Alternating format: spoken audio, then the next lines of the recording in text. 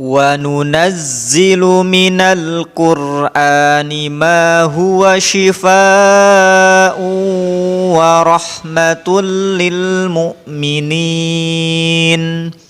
وَلَا يَزِيدُ الظَّالِمِينَ إِلَّا خَسَارًا.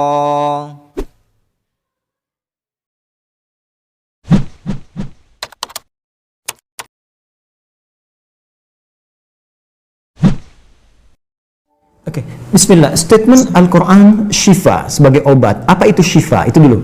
Ya, apa itu syifa? Saya ingin selalu bergerak dengan pemahaman yang jelas. Ada apa namanya?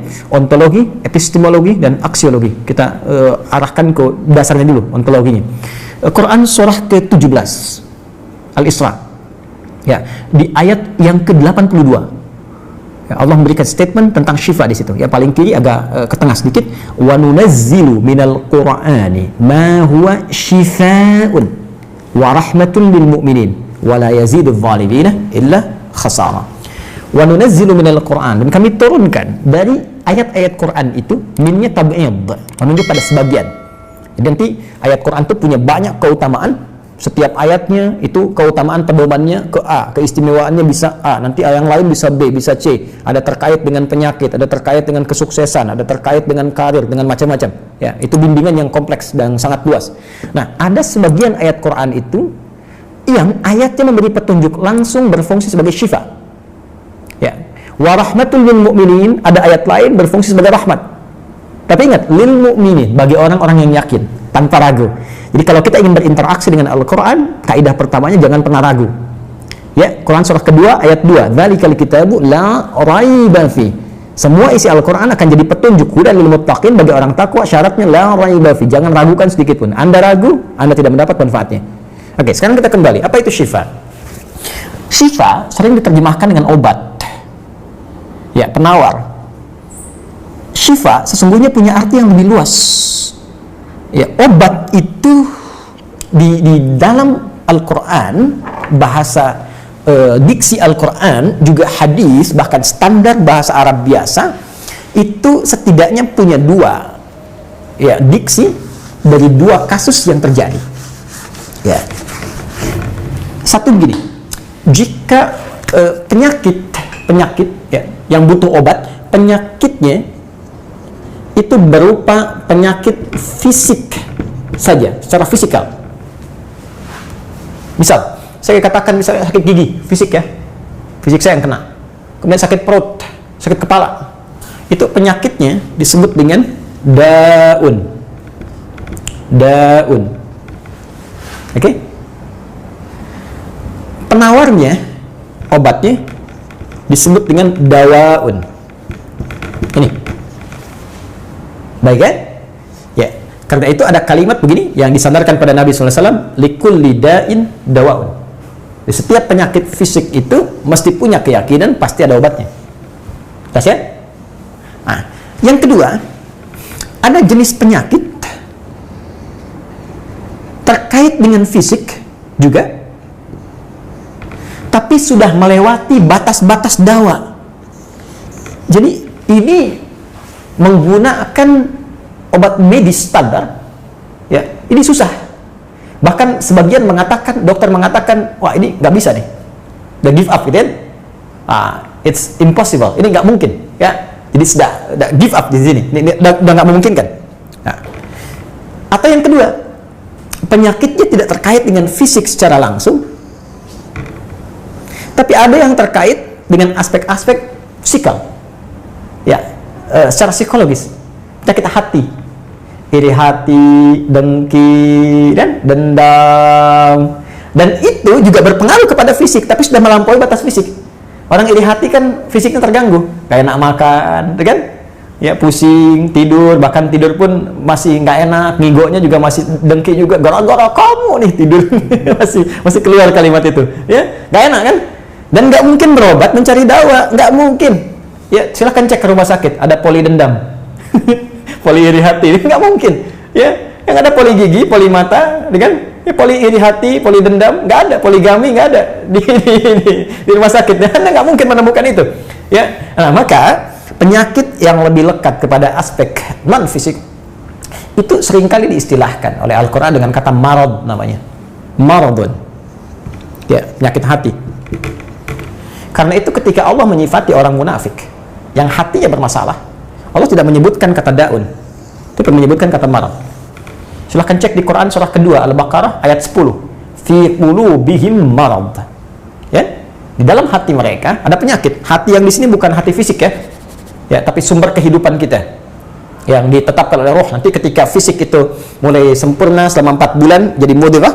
Jadi kan ada 3 tahapan seperti kita ketahui ya, dari mulai di Al-Arba'in, kalau kita baca Al-Arba'in Al-Imam An-Nawawi hadis nomor yang keempat ya, Abdullah bin Mas'ud radhiyallahu ta'ala anhu qala qala Rasulullah SAW huwa as-sadiqul masduq inna ahadakum yujma'u fi batni ummihi 40 yawman nutfah. 40 hari pertama ya, itu baru berbentuk penyatuan, perpaduan antara spermatozoa dengan ovum, thumma yakunu alaihi alaqah, kemudian misla dzalika alaqah, 40 hari kedua berbentuk zigot yang telah menempel di dinding rahim, thumma yakunu misla dzalika mudghah, 40 hari ketiga berbentuk mudghah, daging keratan. Bahkan sudah jadi bahasa sekarang ya di masa bahasan janin ya, di kurikulum kedokteran saya lihat redaknya sama, mudghah ya. Nah, dalam fase ini kemudian ditiupkan roh ya, wa yursalu alaihimul malak alaihil malak, dan diutus malaikat, wa yu'maru bikatbi arba'in, dan diperintahkan menetapkan 4 hal. Nah, saat ditiupkan roh ini itu terjadi kemudian penyatuan antara fisik dengan roh. Itu ada di Quran surah ke-15 ya, ayat ke-28. Ya, wa idz qala rabbuka lil malaikati inni khaliqun basyaran min salsalin min hama'in masnun fa idza sawaitu wa nafakhtu fihi min ruhi. Jadi roh masuk ke dalam jasad seseorang ya, ke dalam fisik seseorang. Ketika sudah masuk dia bisa bernafas kan, ada kehidupan, unsur kehidupan. Karena itu nafas terambil dari bahasa Al-Quran. Jadi begitu kemudian sudah masuk roh ke dalam jiwa, menjadi nafas namanya, berubah dari roh jadi nafas ya, maka dia membawa 2 potensi ya, ada fujur, ada takwa. Di Quran surah 91 ayat 7 sampai 10. Wa nafsi wa ma sawwaha fa alhamaha fujuraha wa taqwaha. Jelas ya? Maka wa nafsi wa ma sawwaha, jika roh sudah masuk ke dalam jiwa jadi nafas, dan disitulah manusia bisa bernafas. Tapi jangan lupa dia membawa 2 potensi, ada potensi kebaikan, takwa, ada katalis kebaikan. Saya tidak mengatakan yang buruk, itu katalisnya, jadi lawannya langsung, yaitu jujur lawannya dusta ya, marah lawannya sabar. Yang sabar itu takwa, jujur itu takwa. Yang marah, yang sombong, yang bohong itu namanya fujur, itu katalisnya. Di Allah menciptakan sifat marah bukan ingin membuat Anda pemarah, tapi ingin kemudian memacu supaya yang sabarnya muncul. Sebab kalau nggak ada marah, bagaimana bisa ada sabar? Itu cara membacanya. Nah, di sini terjadi pergolakan ya. Apa kaitannya dengan ini? Orang-orang yang tidak bisa mengendalikan sifat takwanya dan tidak menjadikan sifat fujurnya sebagai katalis, tapi diikuti menjadi dominan, maka jadi penyakit di hatinya. Itu yang disebutkan dengan marad namanya. Ya, itulah yang memunculkan penyakit riya, pamer, kan? Sum'ah, ingin didengar orang, sombong turunannya, ya, kemudian dendam dan sebagainya. Ini marad. Marad ini dan penyakit yang sudah melewati batas fisik, kalaupun terkait dengan fisik, nggak ada obatnya dari dawa. Yang ada hanya syifa. Maka jika ada orang tertentu yang terkena penyakit fisik yang sudah di luar batas dawa, yang medis misalnya udah nggak bisa nih, ini nggak mungkin, maka beralihlah dari dawa ke syifa. Ini yang pernah dilakukan oleh Nabi Ayyub alaihissalam. Ketika diuji dengan penyakit, Allah contohkan langsung supaya kita bisa meniru. Bukankah ayat ini turun ketika Nabi diuji dengan penyakit? Ya, supaya memohon kepada Allah. Jadi kan Nabi Ayub kan divonis dengan penyakit yang tidak pernah diderita oleh orang sebelum beliau, tidak akan dirasakan oleh orang setelahnya. Yang paling menarik apa yang dilakukan? Ketika semua mengatakan nggak mungkin, lalu turun kemudian gambaran dari Allah. Quran surah ke-21 ayat 83 sampai 84. Wa ayyuba, pakai fathah loh. Bukan dhamma, bukan kasrah. Ya, fathah itu menunjukkan sesuatu di masa lalu untuk dibuka bagi orang di masa depan. Ya, fathah itu dibuka. Itu ilmu lughahnya. Saya spesialisasi di bahasa Arab. Jadi di antara makna itu fathah, kenapa ada fathah, ada dhamma, ada kasrah, itu ada maknanya. Wa ayyuba, dan kami buka kisah Ayub di masa lalu sebagai inspirasi untuk orang di masa depan. Idnada rabbahu anni masanni yadhurru wa anta arhamur rahimin. Ketika beliau mulai meninggalkan opini manusia dan mulai kembali kepada Allah dengan sangat kuat untuk spesifik memohon kesembuhannya. Ya Allah, penyakit ini sudah mengganggu saya. Untuk ibadah, itu poinnya. Untuk ibadah. Jadi ternyata kalau ingin disembuhkan dengan cepat, arahkan kesembuhan itu untuk niat kita beribadah.